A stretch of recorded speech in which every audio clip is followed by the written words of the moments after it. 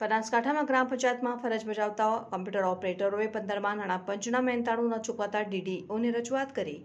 બનાસકાંઠામાં ગ્રામ પંચાયતમાં ફરજ બજાવતા કોમ્પ્યુટર ઓપરેટરોએ 15મા નાણાં પંચના મહેનતાણું ન ચૂકવતા ડીડીઓને રજૂઆત કરી છે। સરકારના 2022ના પરિપત્રનો બનાસકાંઠામાં અમલ ન થતો હોવાનો વીસીઈ મંડળે આક્ષેપ કર્યા છે। જોકે અનેક વારની રજૂઆત કરવા છતાં વીસીઈને નથી ચૂકવાયું મહેનતાણું, જેના કારણે મોટી સંખ્યામાં વીસીઈ ભેગા થઈ જિલ્લા પંચાયત ખાતે પહોંચ્યા હતા અને અગાઉ કરેલી રજૂઆતને લઈ ડીડીઓ પાસે ઉઘરાણું કરવા પહોંચ્યા હતા। જોકે આ અંગે વીસીઈ મંડળ બનાસકાંઠા પ્રમુખ રામસિંહ સોલંકીએ જણાવ્યું હતું કે અમારી વીસીઈને કોઈ પગાર હોતો નથી, પરંતુ સરકાર દ્વારા 19મી મે 2022માં અમારા વીસીઈને થોડું ઘણું મહેનતાણું એ માટે ગુજરાત સરકારમાંથી જે નાણાં પંચની ગ્રાન્ટ આવે છે તે ગ્રાન્ટમાંથી 100% રકમ વીસીઈ માટે ફાળવાય। વીસીઈને દર મહિને 2000 મહેનતાણું ચૂકવવામાં આવે તે માટે સરકાર દ્વારા પરિપત્ર કરી દેવામાં આવ્યો છે। 2022માં જે બાદ બનાસકાંઠા જિલ્લા વીસીઈ મંડળ વતી કેટલીક રજૂઆતો કરવામાં આવી છે। જિલ્લામાંથી ડીડીઓ દ્વારા દરેક તાલુકા અધિકારીઓને મહેનતાણું ચૂકવવા માટે હુકમ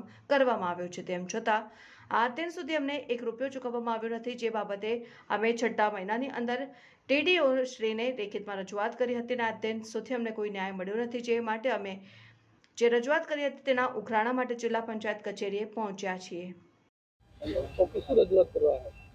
રજૂઆત અમારી એટલી જ છે કે અમે બનાસકાંઠા જિલ્લા વીસી મંડળ આખું આજે આવ્યું છે અને એમાં અમારે જે વીસીને કોઈ પગાર હોતો નથી, પરંતુ સરકારશ્રીએ 19/5/2022ના દિવસે અમને વીસીને થોડું ઘણું મહેનતાણું થાય એ માટે ગુજરાત સરકારમાંથી જે નાણાં પંચની ગ્રાન્ટ આવે છે, 15મા નાણાં પંચની ગ્રાન્ટ, અને એ ગ્રાન્ટમાંથી 10% રકમ જે વીસી માટે ફાળવાય અને વીસીને એનામાંથી દર મહિને 2000 રૂપિયા મહેનતાણું ચૂકવાય એ માટે સરકારશ્રીએ પરિપત્ર કરી દીધો છે 2022માં।